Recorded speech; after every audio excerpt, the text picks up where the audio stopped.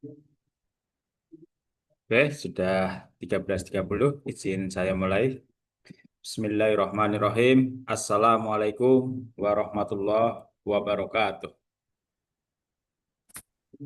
Waalaikumsalam warahmatullahi Waalaikumsalam warahmatullahi wabarakatuh. wabarakatuh. Alhamdulillah ala kulli hal wassalatu wassalam ala Rasulillah Muhammad sallallahu alaihi wasallam. Jazakumullah khairan fi hudurikum ya, fi hadan nahar ya, fi hadal waqti fi hadal fasal. Awalan hayanah tatih hadal majlis bi qiraati basmalah. Bismillahirrahmanirrahim. Untuk presensi dan materi sudah saya unggah nih di Edu. Jika dibutuhkan bisa di-download materinya. Dan ini ada presentasi mahasiswa. Halo, apakah ada presentasi dari Mohon kelompok? maaf, Bapak, suaranya putus-putus. Suaranya putus-putus. Sudah masuk?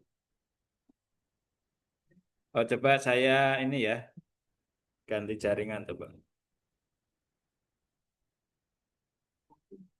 Nah, mungkin mikrofonnya ya.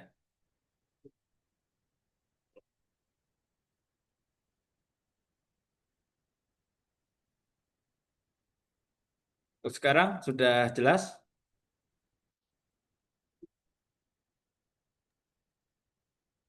Jelas, Pak. Oke, ya silakan yang kelompok presentasi untuk menyampaikan tugasnya.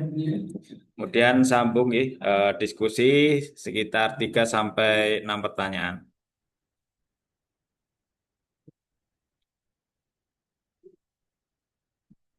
Izin share screen gitu. Silakan.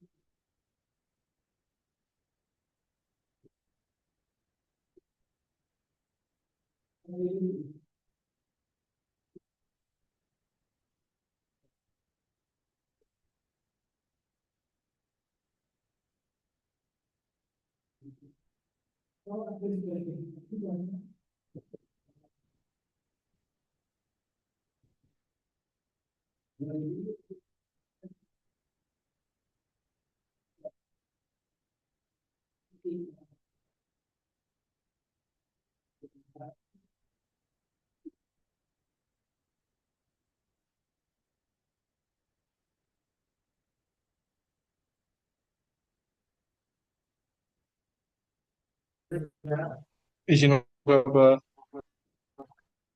Ya, Bismillahirrahmanirrahim. Assalamualaikum warahmatullahi wabarakatuh. Waalaikumsalam warahmatullahi wabarakatuh.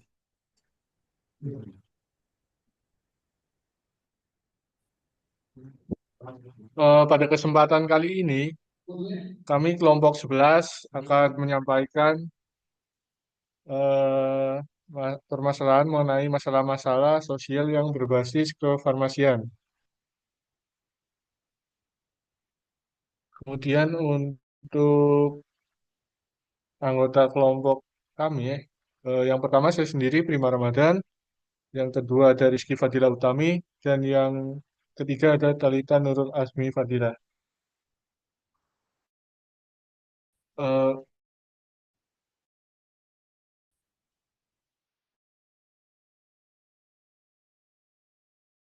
ini dalil dan disampaikan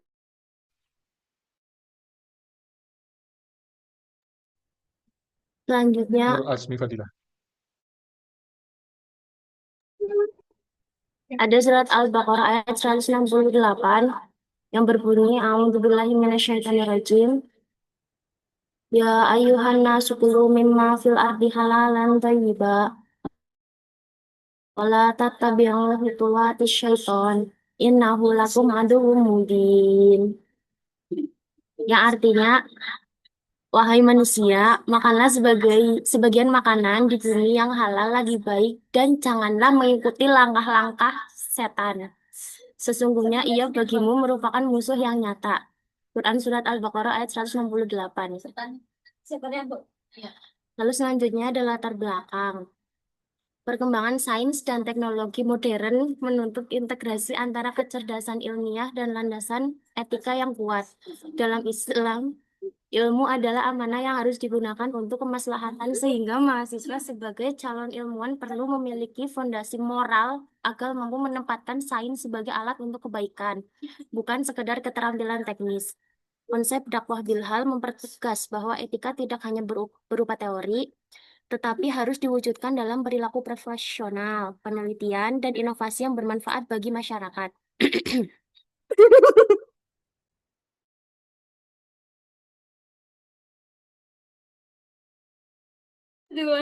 Selanjutnya,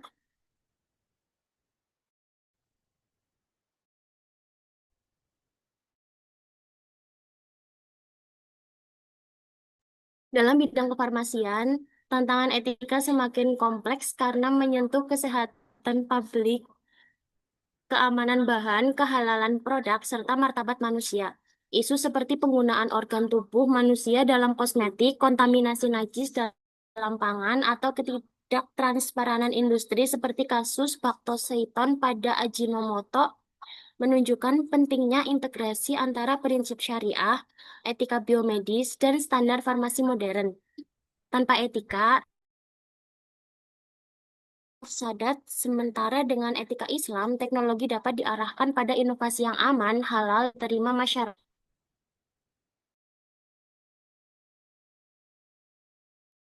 Selanjutnya, makanan dan minuman yang bercampur dengan barang haram atau najis. Kehalalan makanan tidak hanya ditentukan oleh bahan akhir, tetapi seluruh proses produksinya. Makanan yang terkontaminasi najis dianggap haram kecuali terjadi perubahan zat atau istihalah secara sempurna. Kajian ilmiah menunjukkan bahwa titik kritis kontaminasi sering terjadi pada penyimpanan, pemrosesan, atau penggunaan bahan tambahan yang tidak terverifikasi. Oleh karena itu, industri wajib menerapkan sistem pengendalian seperti HACCP, verifikasi bahan baku, dan sertifikasi halal untuk memastikan produk bebas najis dari hulu ke hilir.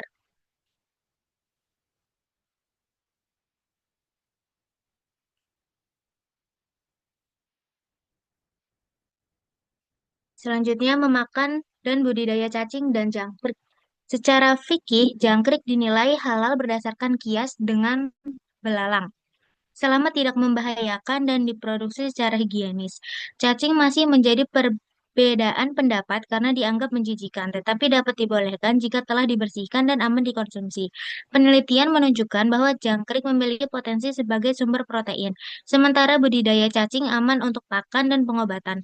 Konsumsi keduanya diperbolehkan dengan syarat memenuhi aspek keamanan pangan, higienitas, dan tidak menimbulkan mudarat.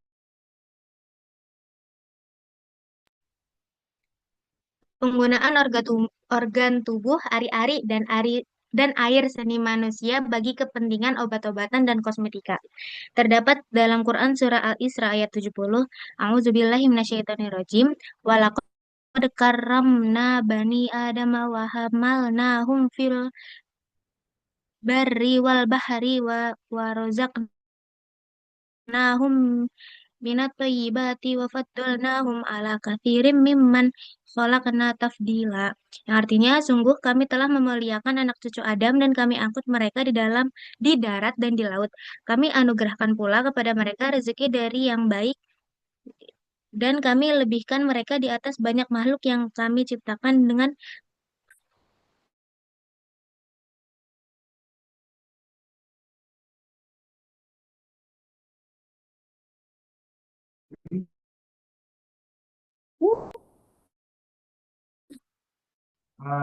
adalah penggunaan organ tubuh.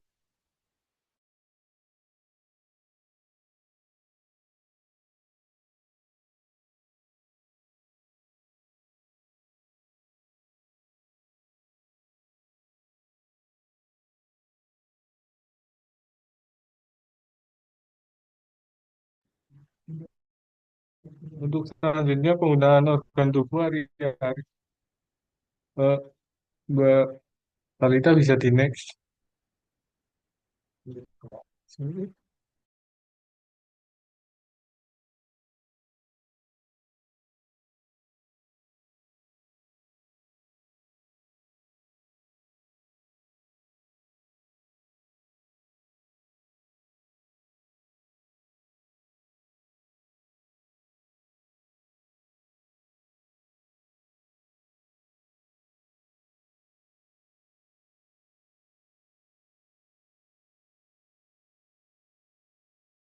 Penggunaan organ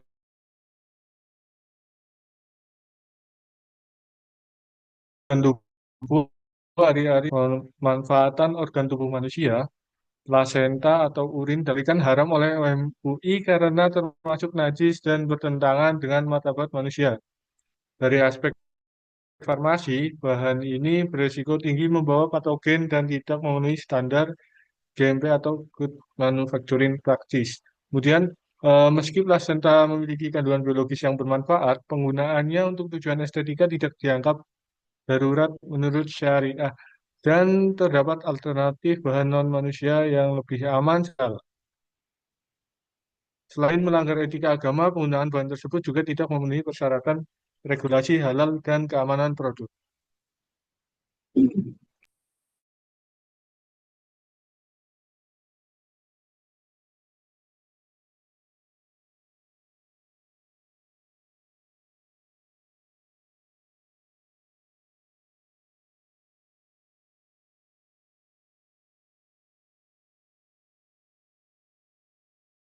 Untuk selanjutnya, produk penyedap rasa monosodium glutamat atau MSG dari Ajinomoto Indonesia yang menggunakan bactosoidon.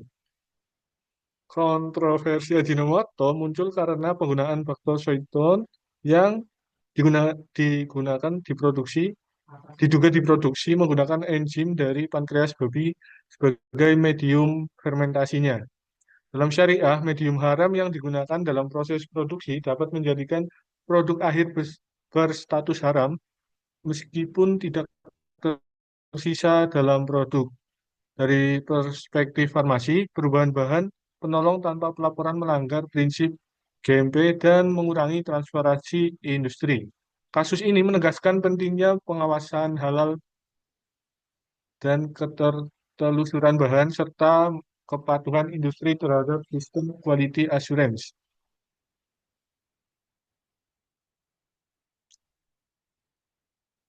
Untuk produk penyedap rasa monosodium glutamat atau MSG dari PT Ajinomoto setelah dinyatakan haram, Ajinomoto mengganti bactosoidon dengan medium halal dan menjalani audit ulang hingga kembali mendapatkan sertifikasi halal. Reformulasi ini memerlukan validasi proses untuk memastikan kualitas kimia MSG tidak berubah, serta proses fermentasi tetap optimal. Kasus ini menjadi contoh penting tentang hubungan antara etika, regulasi halal, dan kepercayaan konsumen, sekaligus menegaskan bahwa legalitas syariah tidak hanya bergantung pada bahan akhir, tetapi juga seluruh proses produksinya.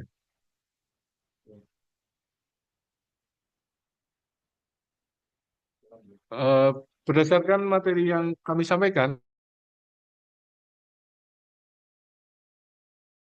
didapatkan kesimpulan bahwa kehalalan produk pangan, obat, dan kosmetik tetapi harus mencakup seluruh proses produksinya.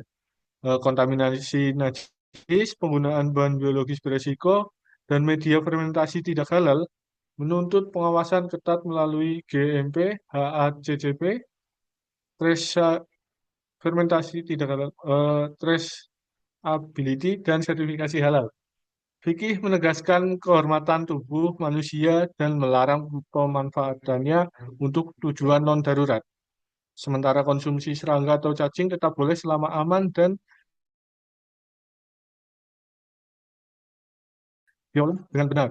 Kasus Ajinomoto menunjukkan bahwa transparansi dan perbaikan proses mampu memenuhi syariah, etika biomedis, dan standar kefarmasian menjadi kunci menghasilkan produk yang aman, bersih, dan dapat diterima konsumen muslim.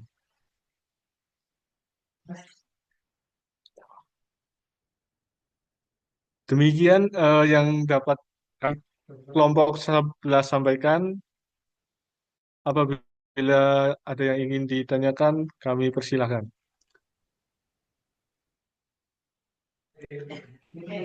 Mohon maaf, izin bertanya kepada kelompok yang sedang berdebat.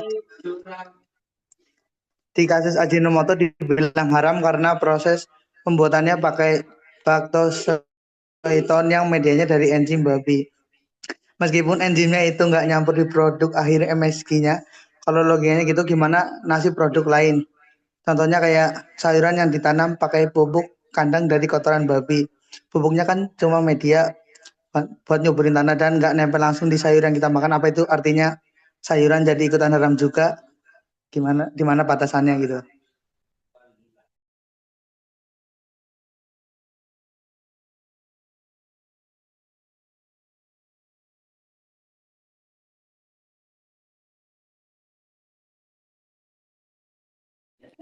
Sebelumnya, izin bertanya kepada kelompok 11, pada PPT menyatakan bahwa plasenta manusia untuk kosmetik tidak dianggap darurat syar'i.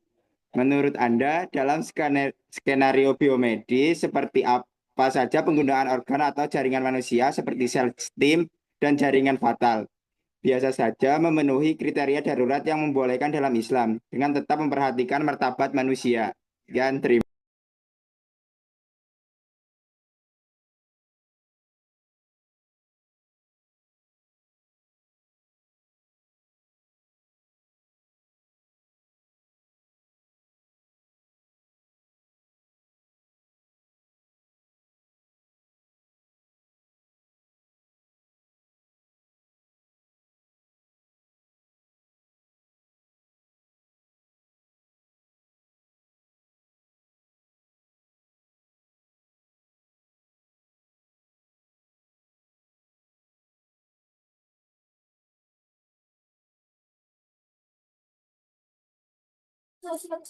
Izin bertanya, dalam pengawasan halal halal seringkali bahan impor tidak memiliki transparansi penuh.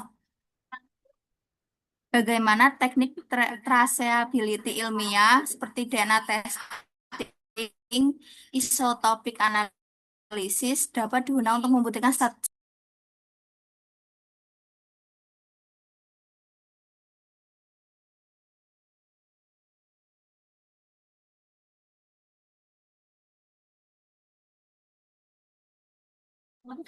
Izin bertanya, Bapak.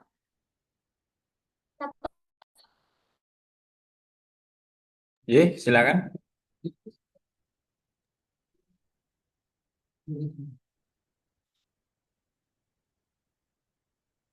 Mohon maaf, Pak. Ini di kolom chat kan banyak banget pertanyaannya, gitu, Pak. Apa harus dijawab semua atau ada maksimalnya, gitu, Pak? Soalnya kelompoknya cuma 3. Ya, 6 cukup lah ya. Dipilih bagi yang belum pernah ini ya berpartisipasi. Nggih, baik, Pak. Terima kasih. You're welcome.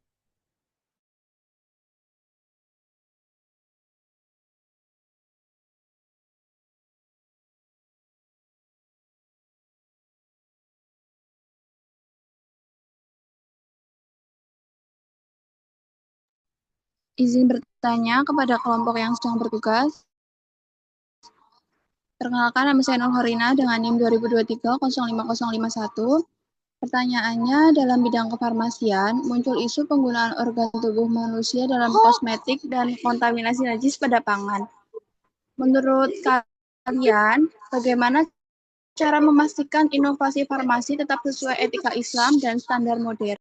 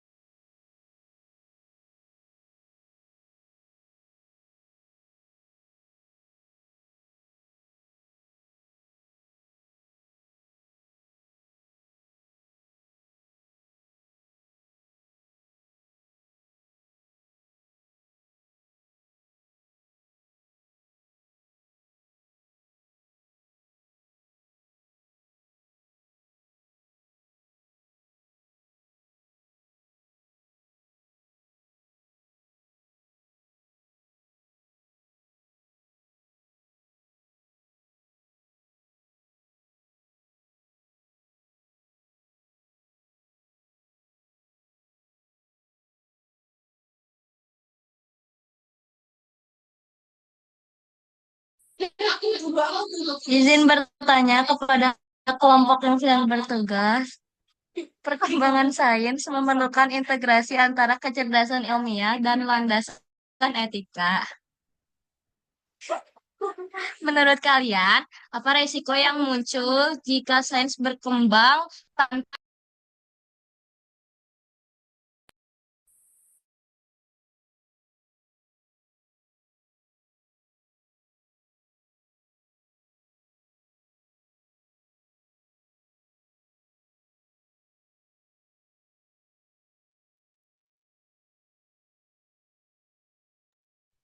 Sebelumnya, izin bertanya kepada kelompok yang sedang bertugas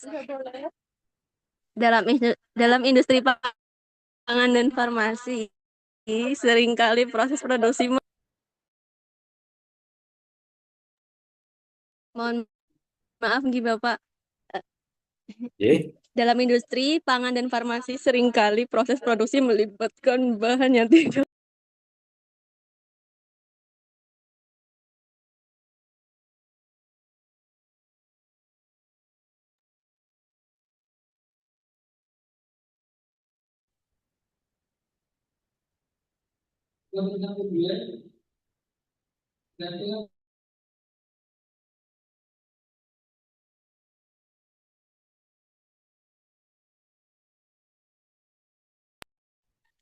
Sebelumnya, saya Fioni Rahma Oktaviani, izin bertanya kepada kelompok yang bertugas.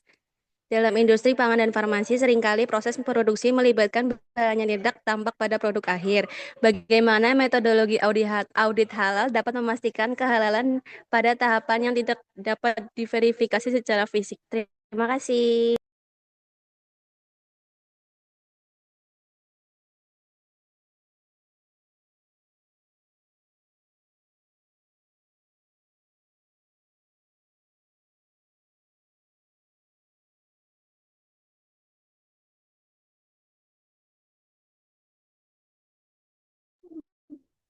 Izin menjawab pertanyaan dari Mbak Nurhorinah.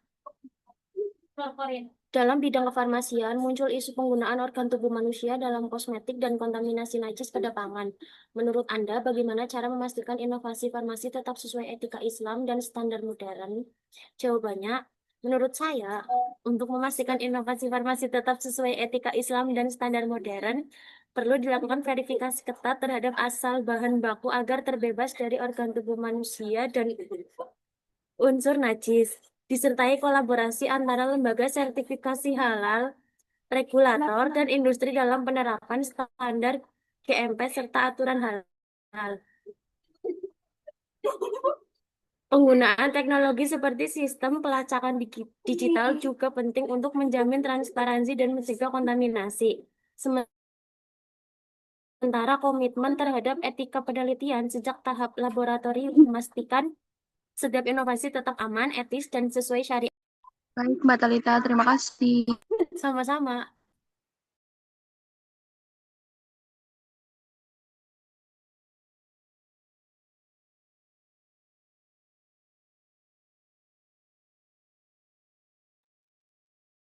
menjawab pertanyaan Mbak Talita Fikri?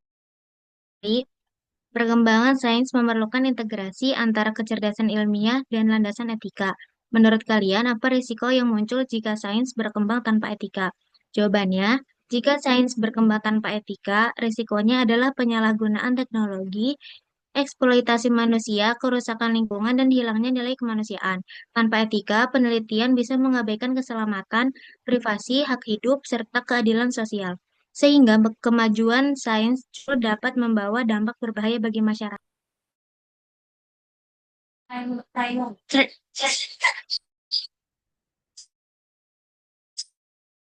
Terima kasih Mbak Kiki.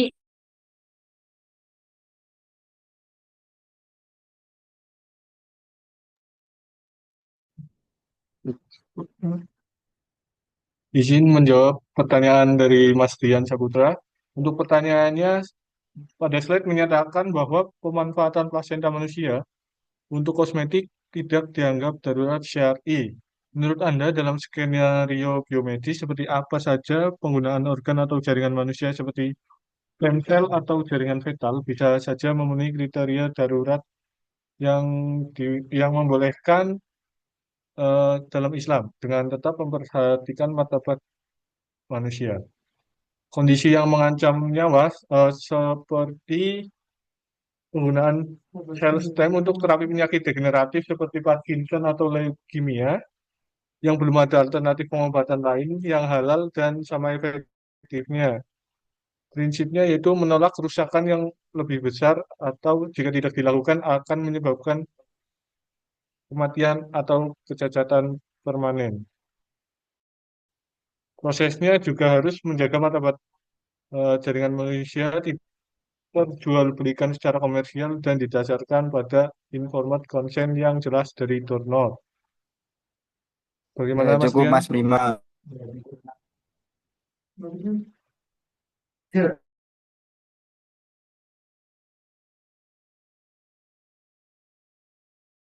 Izin jawab pertanyaan dari Mbak Maikita Cindy. Pengawasan halal seringkali bahan impor tidak traceability ilmiah seperti DNA testing, isotopik analysis dapat digunakan untuk membuktikan status halal. Jawabannya, teknik traceability ilmiah seperti DNA testing dan analisis isotop dapat digunakan untuk memverifikasi status halal dengan menelusuri asal-usul bahan yang tidak transparan. DNA testing mampu mengidentifikasi spesies hewan dalam suatu produk sehingga dapat mendeteksi keberadaan bahan haram seperti babi atau derivatnya. Sementara itu, analisis isotop dapat mengungkap asal geografis dan jejak proses bahan, sehingga membantu memastikan konsistensi dengan klaim produsen. Dengan kombinasi kedua metode ini, proses pengawasan halal menjadi lebih akurat, objektif, dan dapat dipertanggungjawabkan meskipun bahan berasal dari impor. Cukup, terima kasih.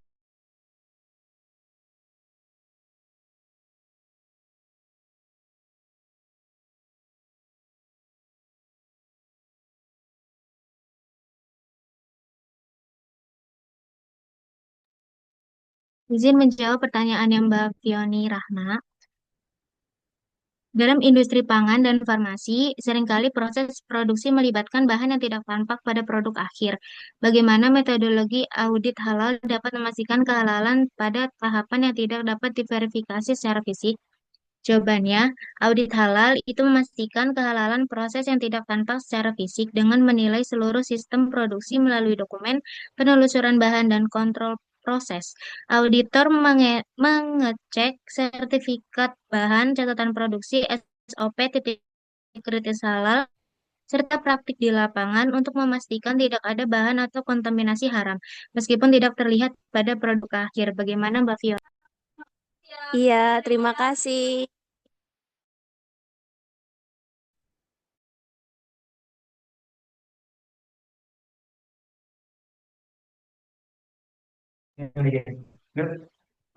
Izin menjawab pertanyaan dari Mas Rozan Fatul Yafi. Yang pertanyaannya, di kasus Ajinomoto dibilang haram karena proses pembuatannya pakai baktosoiton yang medianya dari enzim babi.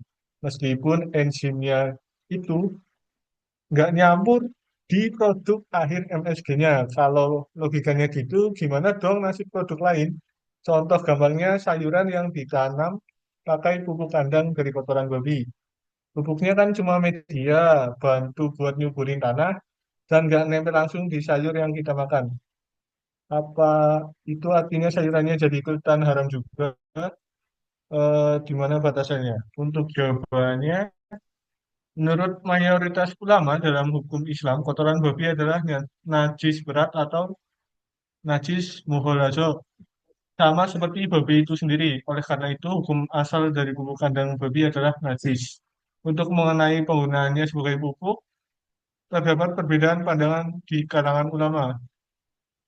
Pandangan mayoritas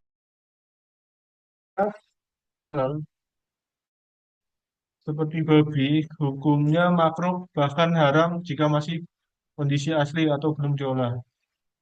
Dari pandangan mazhab Hanafi, Hambali dan sebagian Maliki membolehkan pemanfaatan dan jual beli pupuk kandang meskipun hukumnya najis karena pemanfaatannya sebagai pupuk sangat dibutuhkan untuk pertanian. Untuk pandangan ulama sendiri atau MUI, jika pupuk kandang babi telah diolah oleh pabrik dan mengalami proses perubahan zat dan kandungan atau transformasi yang menghilangkan sifat najisnya, maka hukumnya bisa menjadi boleh digunakan, terutama jika ada kebutuhan yang mendesak. Bagaimana Mas Yofi? Terima kasih.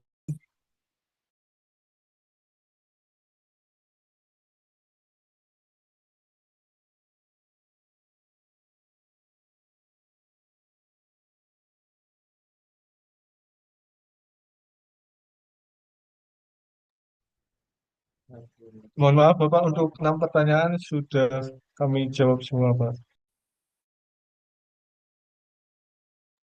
Silakan di closing.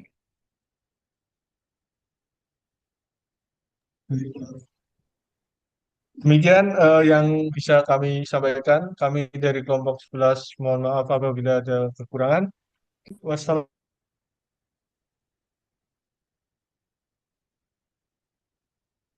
Waalaikumsalam warahmatullahi wabarakatuh. Pak masih terputus ya? Oke ya, terima kasih untuk presentasinya, sangat baik ya. Ini menarik sebenarnya, banyak diskusi ya, tapi karena waktu dan saya kira sudah terjawab dengan baik. Ya, nanti kalau ada yang ingin disampaikan, silakan open your mic ya, atau ya raise hand ya, silakan. Masalah-masalah sosial ya, berbasis kefarmasian. Ya, ini nanti kita ya, saling sharing ya. Kalian kan lebih pakar ya, terkait kefarmasian. Oke. Sebagai mukadimah ya, pertama yang harus menjadi landasan berpikir kita, landasan teologi kita. Pertama bahwa dalam kehidupan ini ada 4 aspek ya, akidah, ibadah, akhlak, dan muamalah. Dalam kaitan ini yang kita bicarakan adalah lebih ke aspek akhlak dan muamalah, atau ya lebih ke ya apa dinamisasi ya atau modernisasi ya. Bagaimana Nabi sendiri mengatakan ya, dalam konteks muamalah duniawiyah, antum a'lamu bi umuri dunyakum.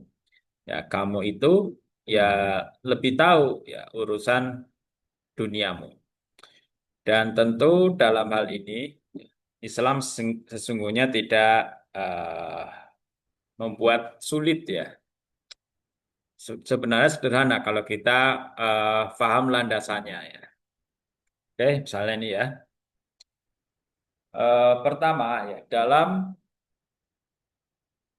kaidah fikih dikatakan al aslu fil asya'i al ibahah. Asal dari segala sesuatu itu hukumnya boleh. Hatta ya dulu ala dalili tahrimi. Nah, sampai ada dalil yang mengharamkannya. Ya seperti apa?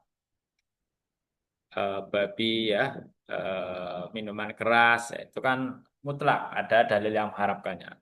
Lalu bagaimana kalau kemudian secara tekstual ya, tidak ada dalam Al-Quran? Itu ada pedoman kias ya atau analogi. Ya seperti hukum miras. Ilatnya itu karena menghilangkan kesadaran seseorang karena dapat merusak kesehatan seseorang. Di situ dicari kesamaannya. Kemudian di sini juga jelas Al-Baqarah 42 wala talbisul haqqo bil batil. Dan jangan kamu campur adukan antara yang hak dengan yang batil, antara yang halal dengan yang haram. Nggak boleh ya dicampur adukan. wa taktumul haqqo wa antum ta'lamun. Tapi kamu menyembunyikan yang hak ya, menyembunyikan yang halal. Wa antum ta'lamun. Sedangkan kamu mengetahui. Oke, ini muaranya nanti adalah makosid syariah atau tujuan syariah, the purpose of syariah. Ada 5 tujuan makosid syariah atau tujuan syariah. Yang pertama adalah hifdzuddin ya, dalam rangka menjaga agama. Kalau makosid syariah kontemporer ya, bukan sekedar menjaga agama, tapi meningkatkan kualitas keagamaan kita ya. Kemudian yang kedua, hifdzun nafs, ya, yaitu menjaga jiwa, ya. Bisa juga menjaga kesehatan, ya, agar ya bagaimana anugerah yang Allah berikan pada kita ya, berupa tubuh yang sehat, ya, mata yang sehat, atau organ-organ tubuh lain yang sehat, bisa kita tidak sekedar dijaga kesehatannya, tapi ya, digunakan ya, untuk hal-hal yang positif ya. Karena itu Islam membuat syariat ya yang tidak asal ya, tidak sembarangan. Ya tentu dalam rangka ini menjaga jiwa kita, kesehatan kita ya dari mengkonsumsi sesuatu yang dapat merusak ya, merusak tubuh kita. Kemudian juga hifdzul akal ya, menjaga akal ya, termasuk tadi terkait apa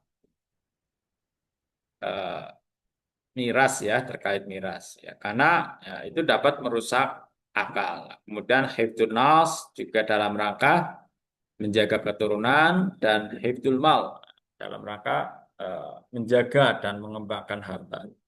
Ya, dengan kita mengikuti halalan wa thayyiban itu ya sesungguhnya secara tidak langsung kita juga memenuhi makosid syariah ini, yaitu hifdzul mal. Kemudian makanan dan minuman yang bercampur dengan barang haram atau najis. Ya, ragam najis nih ya ada mukhafafah, ringan, mutawasito, sedang, dan mughaladoh ya. Berat, saya kira sudah difahami. Ada juga fikih klasik ya, selama itu apa hilang rasa, hilang baunya, hilang warnanya, itu menjadi suci kembali. Itu kaidah fikih klasik ya. Tentu dalam kaidah fikih kontemporer harus dilihat lebih jauh ya, ya dengan riset ya, dengan lab. Ya belum tentu yang hilang warnanya atau hilang baunya, hilang rasanya itu otomatis menjadi halal wa thayyib ya, menjadi safety untuk kita konsumsi. Ya tentu pemahaman fikih ini akan terus berkembang ya sesuai dengan perkembangan zaman. Ijtihad akan selalu hadir ya di setiap zaman. Ya, innama harrama alaikum maitata. Sesungguhnya Allah telah mengharamkan bangkai.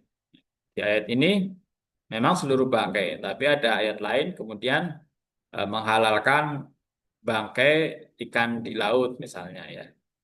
Wadama walahmal hinjir, darah dan daging babi, wa ma'ulihla bihi li ghairillah, dan apa-apa yang dipersembahkan kecuali dengan nama Allah. Jadi ketika kita mempersembahkan, memakan tidak dengan nama Allah bisa menjadi haram ya. Kecuali lupa ya. Kecuali lupa itu namanya rufi al-qalam, diangkatlah pena ya, atau tidak dicatat sebagai suatu dosa. Kemudian ya makan dan budidaya cacing dan jangkrik. Saya kira tadi sudah clear ya yang disampaikan. Ya kita kembali ke kaidah fikih lagi bahwa al aslu fil muamalah al ibahah ya. Jadi asal hukum dalam aspek muamalah ya, al ibahah ya boleh halal, semuanya boleh halal. Hatta ya dulu ala dalili tahrimi sampai ada dalil yang mengharamkannya. Oh, menjadi gelap ya. Oke. Kemudian apa? Maaf.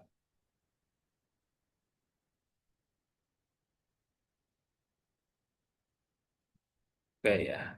Kemudian sekalipun ada nas ya atau dalil yang mengharamkan, itu juga dapat eh, ya bahasa mudahnya berubah lagi dalam kondisi darurat. Ya.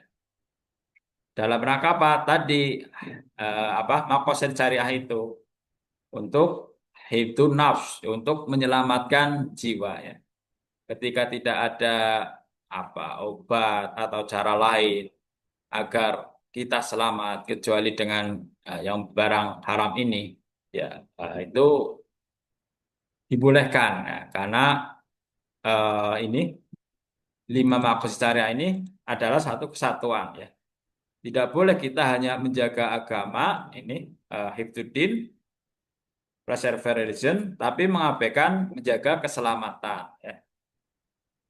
Jadi kelima hal ini maqasid syariah ini jadi satu yang terintegrasi dan terinterkoneksi. Nah, kemudian ya dihukuminya sesuai ruang dan waktu kebutuhan ya, memperhatikan aspek kemaslahatan, ya, kebaikan, aspek apa kemaslahatan, ya, kerusakan, ya itu harus dilihat. Ini kalau mau melihat apa PDF-nya ya, coba kita buka ya.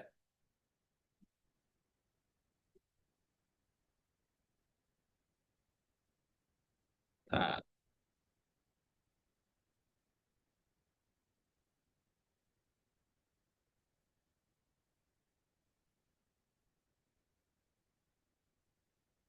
Wiris ini ya, ya ini.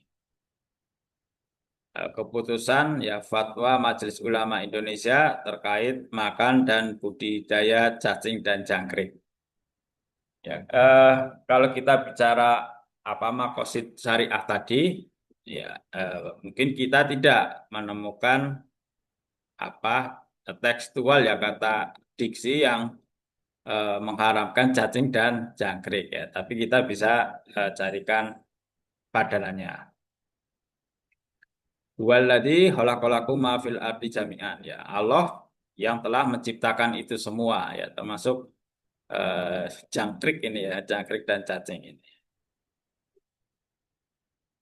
Wasakhkhara lakum ma fis samawati wa ma fil ard jami'an minhu dan Allah menundukkan untukmu semua yang ada di langit dan di bumi ya. Tidakkah kamu memperhatikan sungguhnya Allah telah menundukkan untuk kepentinganmu apa yang ada di langit dan apa yang ada di bumi. Ya ketika darurat jadi boleh seperti itu.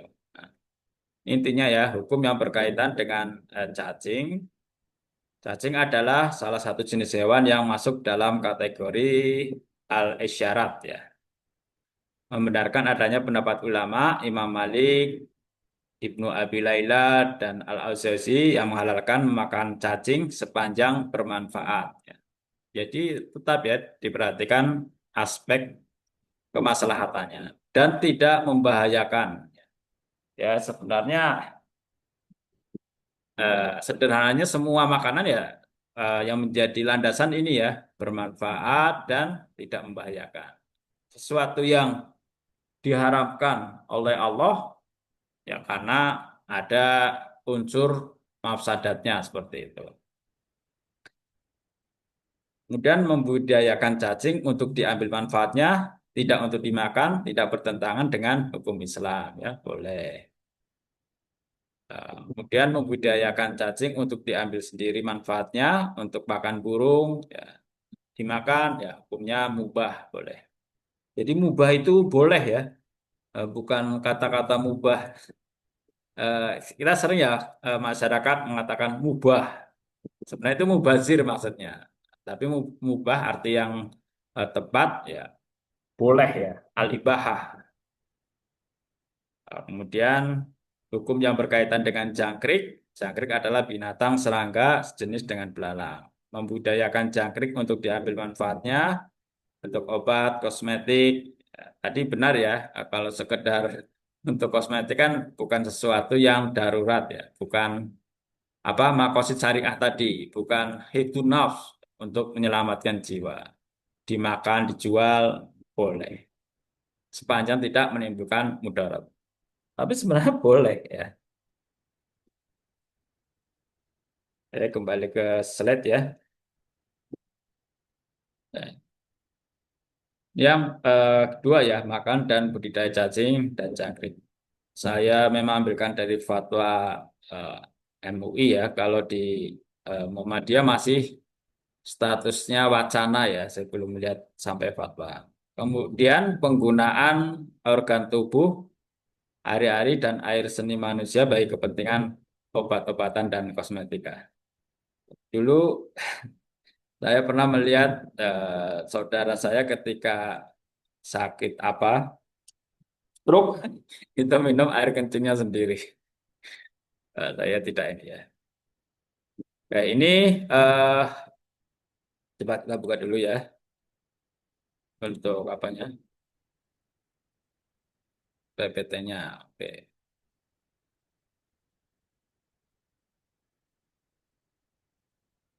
PDF maaf, bukan PPT ya.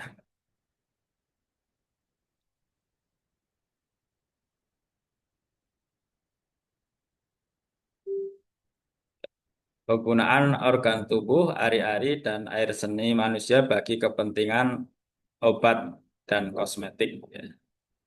Ini sampai munas malah ya. Kalau di Muhammadiyah, eh, kalau sampai munas namanya bukan fatwa, tapi putusan. Jadi di Muhammadiyah itu ada putusan tarji, ada fatwa tarji, ada wacana tarji. Nah, yang paling tinggi adalah putusan tarji tingkat nasional. Kemudian wacana apa fatwa tarji nomor 2 kedudukannya itu di tingkat majelis ya. Dan yang ketiga adalah wacana tarji masih dalam wacana atau pembahasan. Ya, ini dasarnya.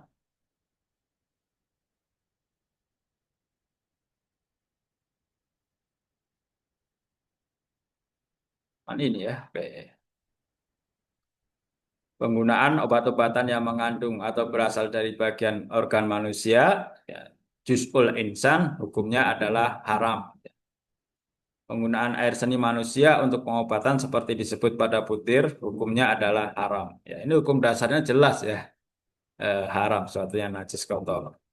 Penggunaan kosmetika yang mengandung atau berasal dari bahan organ manusia, hukumnya adalah haram. Nah, ini apalagi ini bukan sesuatu yang darurat ya, kegawatan darurat. Nah, ini ada ya dalam mengimbau kepada semua pihak agar tidak memproduksi atau menggunakan obat atau kosmetik yang mengandung unsur bagian organ manusia atau berobat dengan air seni manusia. Itu dulu maman saya ya, stroke minumnya apa? Air kencingnya sendiri. Oke. Ya, ini dalam eh, tadi ya fatwa atau putusan tarji ini menggunakan 3 pendekatan. Pertama adalah pendekatan bayani. Kita cari ada enggak diksinya atau tekstualnya dalam Al-Quran. Kalau ada kan jelas ya, konkret. Tinggal kembali ke situasi darurat atau tidak. Tapi bagaimana kalau tidak ada? Ya, maka menggunakan kias atau analogi. Kemudian burhani. Ya, di sini bagaimana dalam memutuskan suatu persoalan ya melibatkan berbagai disiplin keilmuan ya. Ya bicara kesehatan, ulama melibatkan pakar kesehatan ya, bicara ekonomi, perbankan, ya ulama melibatkan para pakar di bidangnya. Kemudian juga yang tidak kalah penting adalah dengan irfani, ya. Dengan kearifan, ya. Eh, dengan kolbu, ya. Jadi bisa jadi ya antara Bayani dan Burhani sama, tapi irfaninya berbeda di suatu tempat karena ada kearifan, ya, ada kearifan lokal. Biasanya terkait budaya yang ada. Kemudian ini hampir terakhir ya, slide terakhir. Ini yang tadi saya sampaikan, produk utama Tarji ada 3 ya, yang paling tinggi ini putusan Tarji. Kemudian putusan Tarji ini ya tingkat nasional, Tanfid ya. Kemudian fatwa Tarji tingkat majelis dan wacana Tarji ya masih jadi bahan apa? Bahan diskus ya, bahan diskusi belum sampai pada putusan. Ini terkait fatwa MUI tahun 2001 produk penyedap rasa.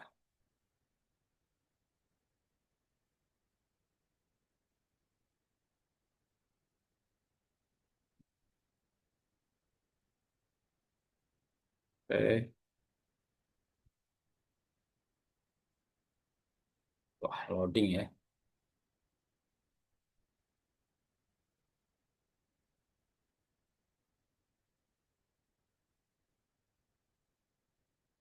Produk penyedap rasa apa sih? MSG ya, dari PT Ajinomoto. Nah, ini makanya ini kan baru satu ya. Ya, mungkin nanti akan banyak varian-varian lain. Nah, untuk mudahnya ya tadi berpegangan pada landasan makosid syariahnya. Bagaimana ya apapun yang kita lakukan, apapun yang kita konsumsi harus memperhatikan keselamatan jiwa, keselamatan agama, termasuk harta ya. Lima makosid tadi.